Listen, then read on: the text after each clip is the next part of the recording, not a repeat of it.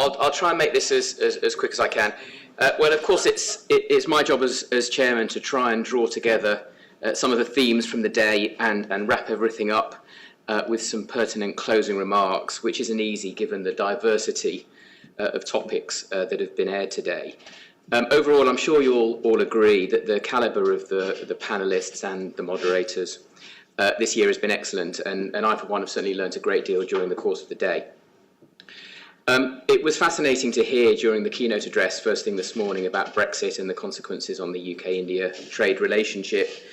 John Redwood was no doubt feeling very satisfied at the outcome of the referendum, not smug, just satisfied, and took an optimistic view on the impact of this on the UK's ability to conclude a trade agreement with India simply and quickly for the mutual benefit of both countries. James took a slightly more cynical view, healthily cynical view, that notwithstanding the economic fundamentals, political support for Modi is still not easy, which will hinder the pace of economic reform, and that his mandate so far has been as much about sloganeering as it has about concrete progress. Mihir was broadly positive about Brexit's impact, although given the statistic that India already invests more in the UK than in the rest of the EU put together, the practical difference brought about by Brexit may not be that significant.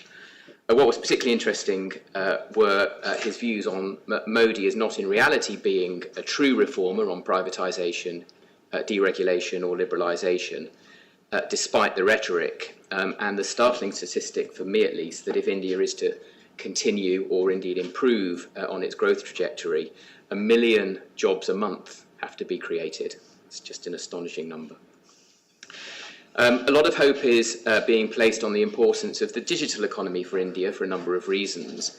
The panel acknowledged the inevitable rise of mobile and smartphone usage, although raised the issue around the potential restrictions on that as a result of the expensive data transmission costs, which, again, I hadn't appreciated.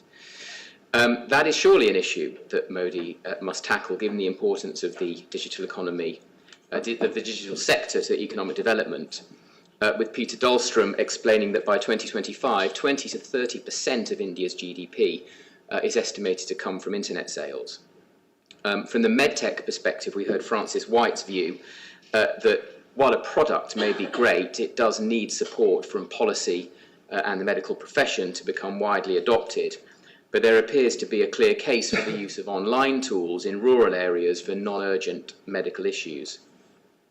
What was more comforting was the fact that the new Indian e-startups seem to justify their valuations based on clearer revenue streams, and we've seen a number of technology creators looking to access the European markets, either because they've got as far as they feel they can in India, or because product cost is less of an issue in Europe. The Make in India campaign was also a mixed story. At policy and principle level, the panellists were supportive of the initiative, and there were no doubt examples of good practice and high quality cutting-edge manufacturing and innovation. But as we heard in the context of defence procurement, the speed of private investment was an issue, as was expatriation of profits. Furthermore, to make Make in India work, the foreign multinationals themselves need to invest more in the supply chain itself. And of course, there may be a tension between the social responsibility and economic growth goals of the Modi government. Smart cities was a similar story. No doubt the importance of urbanisation is a critical factor in India's social and economic improvement over the next decade or two, but it does require careful planning in conjunction with the municipal authorities and a delicate balance between public and private investment. Jen Horse-Hewitt gave the interesting example, I thought, of the Kerala government addressing its brain drain issue by focusing on the knowledge economy and the well-being industry in order to retain talent, and then creating industrial growth and infrastructure around that. Essentially, she said that starting with the economics was more important than the glittering idealism of the Smart Cities initiative, particularly where basic utilities were still a problem in many Indian cities. From my own perspective in the legal sector, I've seen a number of reforms recently in relation to legal issues and regulatory issues, which again are at least attempting to address foreign investor confidence. including, for example, amendments to the Indian Arbitration Act to speed up the process considerably for foreign litigants, the creation of a layer of commercial courts in India aimed at higher value international disputes, and the very recent reform of the bankruptcy laws to give creditors more power over a financially failing company and a quicker timescale to either save a company or put it under. Of course, the sentiment is all well and good and it's welcome, but the proof will be the take-up and the feedback from the international business community on all of this. And I thought that in that regard it was very heartening to hear from Rajendra about the improvement in the ease of doing business on the ground, and particularly his example about the Canadian pension funds investing for the first time in Indian infrastructure.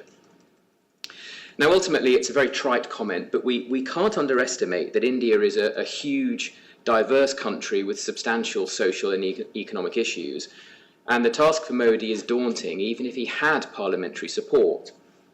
And it's even more challenging in democracy, although, of course, that's one of the things which I think is most impressive about India as well.